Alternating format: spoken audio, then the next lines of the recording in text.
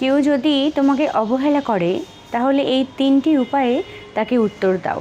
1. মানুষটির কাছে নিজেকে প্রমাণ করার কোনো দরকার নেই, বরং তুমি নিজেকে অনেকটা বিজি করে ফেলো।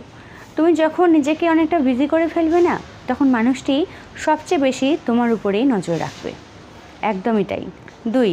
খারাপ লাগলেও নিজের ইমোশনকে একটু কন্ট্রোল করো, কারণ দেখো, যে মানুষটা তোমাকে আগলে রাখবে না, সে আর যাই হোক তোমাকে কখনো অবহেলা করবে না, মনে রেখো। নাম্বার 3, নিজের মুখে সবসময় একটা হাসি রেখো। যে মানুষটা তোমার কাছ থেকে অনেকটা দূরে সরে যেতে চাইছে, তোমার মুখের হাসিটাই হবে তার জন্য সেরা একটা উত্তর, একদম সুন্দর একটা উত্তর।